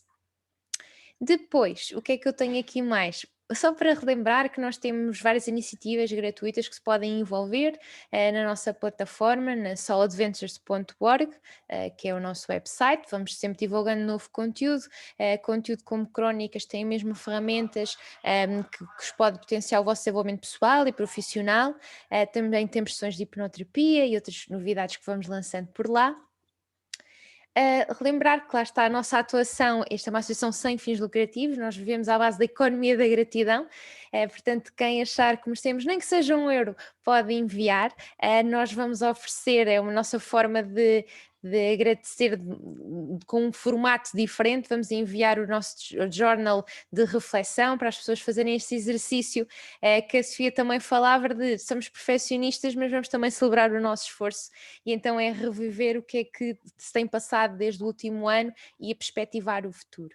Portanto, depois a nossa Rafa vai pôr no bate-papo, no chat, não sei se já pôs, que eu estou aqui vidrada no outro ecrã. E pronto, vão também receber o nosso questionário de avaliação, que peço por favor que respondam, é sempre valioso tanto para darmos feedback à equipa e para tirar ideias de próximos temas, questões que realmente vos façam sentido serem debatidos, partilhados nestes espaços de empatia. E pronto, é tudo o que tenho, vamos a isto, ou seja, vamos enfrentar a nossa realidade, não é? E com muita resiliência, como tem sido até ao momento, e não vou tirar mais espaço aqui aos poucos minutos que temos de conversa, e passo a ti, Regina. Obrigada a todas e a todos. Obrigada. Portanto, tendo em conta também já o adiantado da hora, também ainda temos aqui bastantes pessoas, mas se alguém ainda quiser fazer alguma pergunta que entenda que é pertinente e que ainda pode colocar, aproveitem, temos aqui a Sofia, que nos pode dar os seus préstimos nesta área tão importante, sobretudo neste momento. E não sei, passaria a palavra a quem quiser ainda dizer mais alguma coisinha, ou aos nossos colaboradores, ou às pessoas que estão aqui presentes. Não sei se alguém quiser dizer mais alguma coisa ou colocar qualquer questão.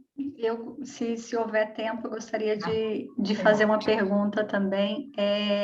Não sei se tem acontecido dentro da sua vivência, Sofia, mas eu tenho a sensação de que a gente, nesse período de pandemia, entrou em contato com algo que as pessoas temem muito e não sabem muito bem como lidar, que é a questão da perda de um ente querido, com a morte, com o luto em si. Né? E isso despertou, obviamente, muito medo do que está por vir, é mais uma das incertezas que a gente precisa lidar, e também o que fazer, né? Como é que eu posso apoiar, às vezes, um amigo, um parente que teve alguém que se foi por conta da pandemia ou teve alguma complicação. Então, não sei se há algo dentro da tua vivência que você possa compartilhar com a gente nesse sentido, né?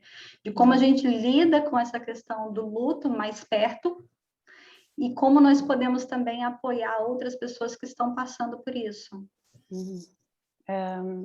Ok. Eu até agora não acompanhei muitos processos de luto que tenham ocorrido por causa da pandemia, que é um dos medos que eu tenho, porque não é... Obviamente nós também temos preferências do que é que gostamos de ouvir, e um luto é difícil para toda a gente.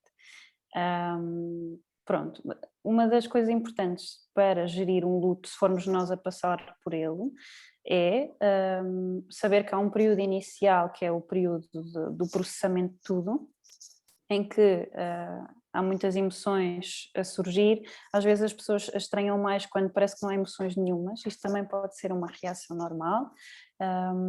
Que as coisas que podem fazer são coisas muito básicas: tentar manter a rotina o mais normal possível, procurar colegas, pedir ajuda do género, poder dizer a uma amiga: olha, vou precisar que estejas mais comigo esta semana, vou-te ligar mais vezes. Às vezes o pedirem, fazer um bocadinho como quando temos um bebê recém-nascido, de pedir às pessoas para nos trazerem comida, porque nessa altura não queremos estar a fazer isso. Nós, como amigos, aquilo que podemos fazer é estarmos disponíveis, perguntar o que é que as pessoas precisam. Se virmos que a pessoa está muito em baixo, até certo ponto respeitar, porque tem todo o direito a ficar o dia todo a chorar em casa, faz todo sentido, mas depois chega a um ponto em que diz: ok, vamos sair, vamos conversar, ou podemos ficar em silêncio. Eu estou aqui, ou ir ligando todos os dias para ver se a pessoa está bem, ou mandando mensagens. Portanto, é mostrar o apoio, não há assim... No luto não é um comprimido milagroso, infelizmente. Portanto, é mesmo skip to the basics. Isso, muito obrigada mesmo. Porque às vezes a gente fica sem saber como reagir, né? Até onde eu vou, com receio de invadir o espaço do outro também, né? Sim, e não sei se sente isso, mas depois os psicólogos querem ser psicólogos dos amigos. Sim, a gente tem que tomar bastante cuidado nesse sentido. Exato, portanto não acharmos que por nós sermos a psicóloga, neste caso, que vamos ajudar de outra forma. Não, ali o nosso papel é como amigo. Exato, é verdade. Muito obrigada pela apresentação de hoje, acho que foi bastante objetiva, direta, trouxe estratégias de fato para a gente lidar com essa situação. Obrigada. Agora, posso colocar uma questão, não tem propriamente a ver com isto, mas tem um bocadinho. Ir ao psicólogo ainda é um tabu, não é? Depende. Eu acho que é cada vez mais normal, mas depende muito do contexto. Do local onde eu trabalho, por exemplo, há faculdades em que é perfeitamente normal, as pessoas já falam abertamente sobre isso, e depois há outras em que é o quê? Vais ao psicólogo, isso é assim um bocadinho escondido. Aquilo que eu vejo também é que quem vai ao psicólogo depois tem muito mais facilidade em falar sobre isso e puxar os amigos e etc. Portanto, ainda bem que isso anda a acontecer. Agora, não posso dizer que nós já estamos no ponto perfeito em que já toda a gente se sente à vontade, não de todo. Mas penso que isso é um pontinho positivo da pandemia, das pessoas perceberem que nós não tratamos só malucos. Exato, pois porque há um pouco essa ideia e um pouco, se calhar, pronto, já desatualizada, mas parece-me, embora não tenha nenhuma experiência nessa área, que se calhar isso pode impedir muitas pessoas de procurarem ajuda.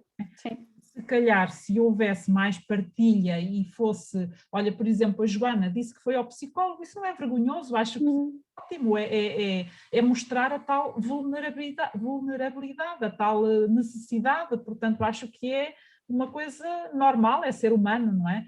Só que se calhar ainda há muito isso, eu não sei se é mais nos jovens ou se é mais nos adultos, não sei, mas seria até bom, até uma vez que até estão aqui professoras, que se calhar, surgiu-me agora esta ideia, se calhar seria bom até nas próprias escolas divulgar um pouco esta ideia de que ir ao psicólogo não é nenhum problema, não quer dizer que seja, como disse agora a Sofia, não quer dizer que seja maluco, é simplesmente é-se humano. Não é? E se calhar, sei que as escolas têm psicólogos. Já de agora posso partilhar um bocado da experiência, né?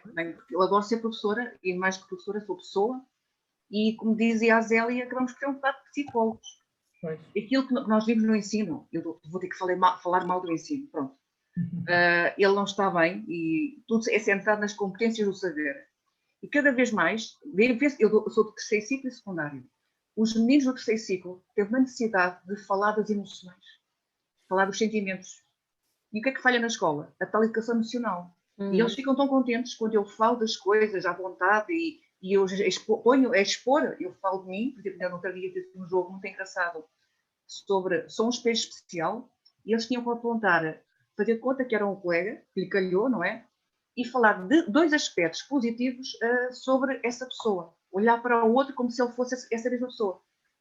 E eles diziam assim, oh, professor, é tão difícil ver os aspectos positivos, é mais fácil ver os negativos. Isto quer dizer o quê? Nós, professores, estamos formatados. O paradigma tradicional da educação é vamos avaliar o aluno nas competências do saber. E eles estão sedentos de transmitir também quando vai na aula. Esta educação emocional que nós não transmitimos na escola. Há um grupinho que já tenta. Pronto, a professora Zélia também é um bocadinho da minha onda também. Somos muito sonhadoras, um bocadinho crianças, como eu costumo dizer. Às vezes não me identifico muito com o que é o professor convencional. Sou uma criança, quando eu estou com eles sou uma criança, estou um bocadinho nervosa de estar a falar também nesse aspecto, porque eu fujo muito ao convencional e deixo-os falar. Como professor de português é ótimo trabalhar uma obra, por exemplo, trazê-la à realidade deles. E eles abrem-se, eles conseguem se expor à frente de turma, isto mais no terceiro ciclo. Porque quando chegam ao secundário, já estão formatados. Quando são os adultos, que são o caso das minhas colegas, mostrar que somos crianças, é uma vergonha. E eu brinco. E eles acham tão normal. Oh, professora, é tão diferente do habitual. E eu digo, é tão bom ser diferente. A professora Zélia também é das minhas, é do meu clube, não é? O clube das malucas, ou seja, crianças grandes. Pronto, e é isto. É o sistema que nós temos educativo. Saber, competências de saber, e onde está a educação emocional. Não existe.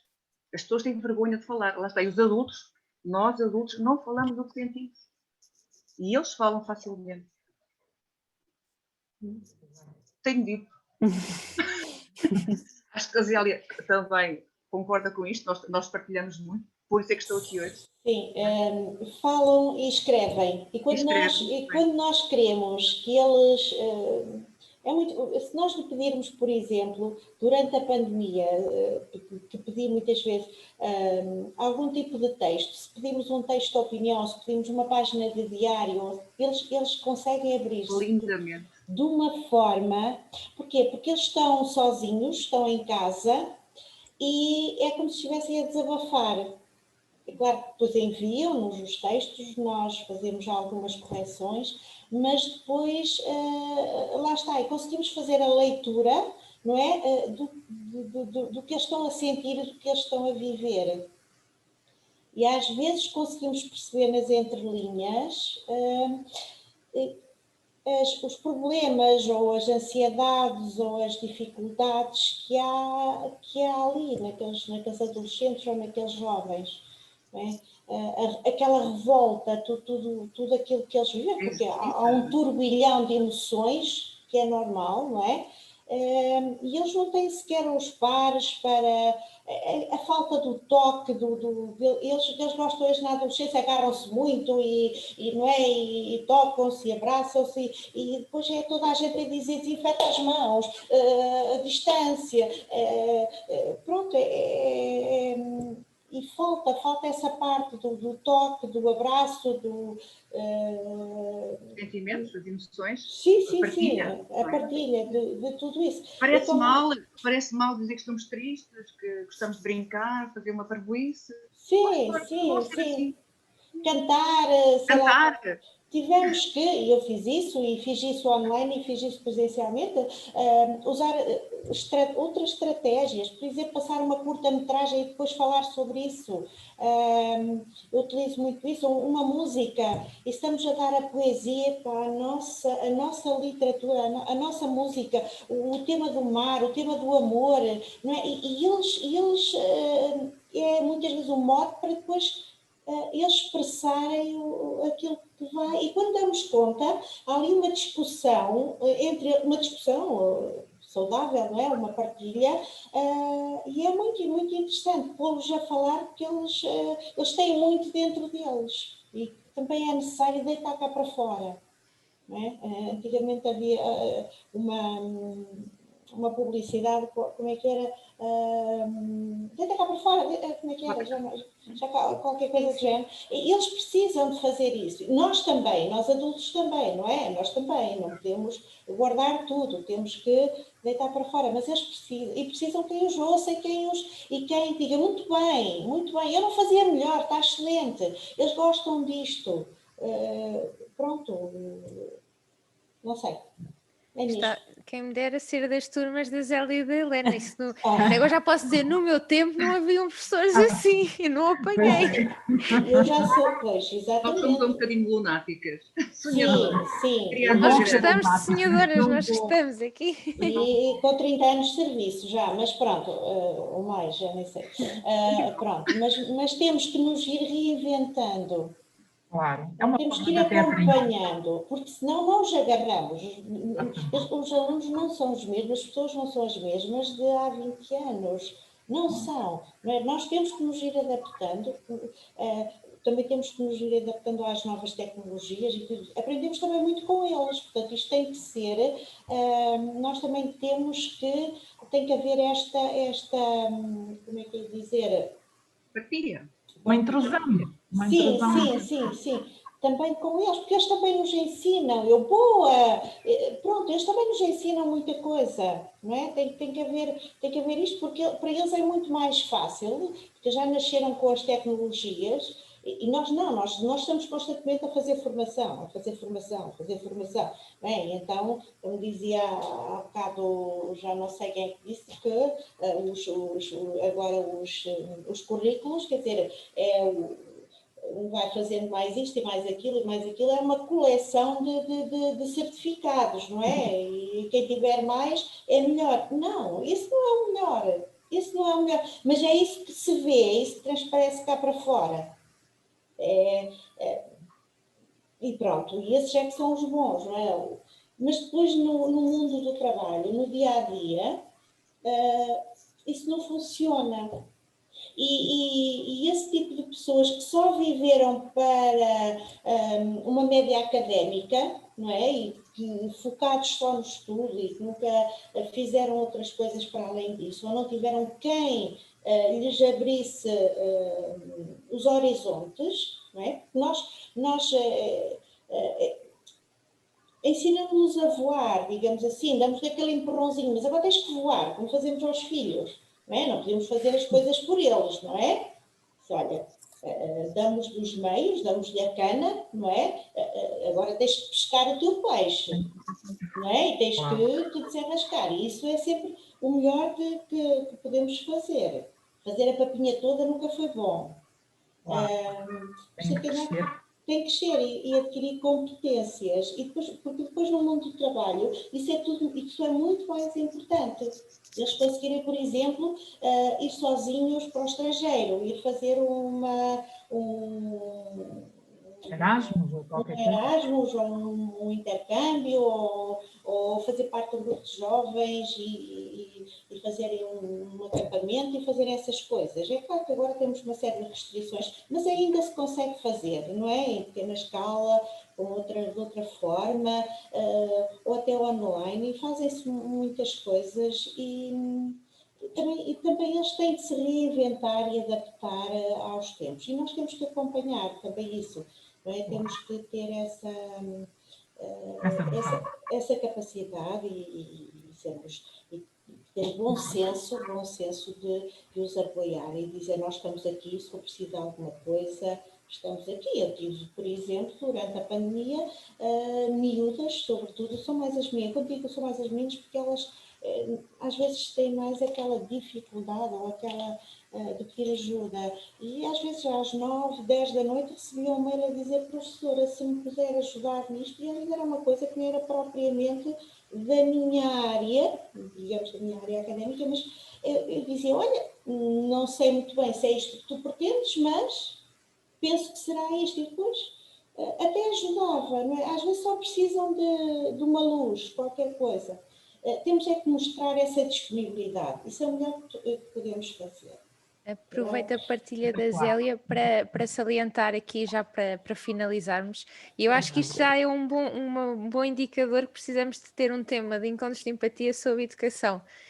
E novas formas de educação, porque realmente acho que então eu já saí do secundário ou da escola convencional há tantos anos e por visto mantém-se igual, a não ser, lá está, sonhadoras como vós. E vou só aqui partilhar o que a Márcia disse. Ela escreveu aqui no chat: eu tive uma professora na faculdade que nos dizia isso: o melhor da experiência que íamos viver naquele tempo seriam as relações e as aprendizagens que íamos ter, e não as notas. Portanto, isso fazendo aqui um ciclo para fechar, não é o que a Sofia disse, da questão do esforço, de também valorizarmos o esforço e o que nós tivemos aqui a fazer, que é partilhar as aprendizagens, e o que nós vamos sair daqui não é se a Zélia é professora doutorada, que, com todo o mérito, não quero tirar aí os crachás, nem se eu tenho um mestrado nisto ou naquilo, nem se a doutora Sofia veio aqui falar, mas é isso, é estas aprendizagens, estas partilhas e aprendermos a fazer uns com os outros, e ver estes exemplos práticos da Zélia e a Helena a falar com tanta paixão. E também quero agradecer, agora aproveito, e a Regina é que vai fechar aqui o palco, quero agradecer a todos os participantes, às resistentes neste caso, que ficamos aqui até à última, e a Clara, à Sofia, pela disponibilidade de vir partilhar connosco e uma realidade também um bocadinho distinta da questão dos jovens e do que é que eles estão a enfrentar neste momento. Obrigada a todas. Regina, fecha tu. Exatamente, então eu vou fechar, aproveito também aqui à frente de todos para agradecer muito à Sofia a disponibilidade, o facto de já estar até a ultrapassar as horas todas que tínhamos falado, dos eventuais constrangimentos que daí pode ter, mas gostámos muito, Sofia, acho que trouxeste aqui ideias muito pertinentes, gostei muito da forma como apresentaste e acho que toda a gente subscreve o que eu estou a dizer, a tua serenidade, inspiras alma e, portanto, penso que as pessoas que te procuram certamente serão muito bem servidas, dizendo assim. E também parabéns.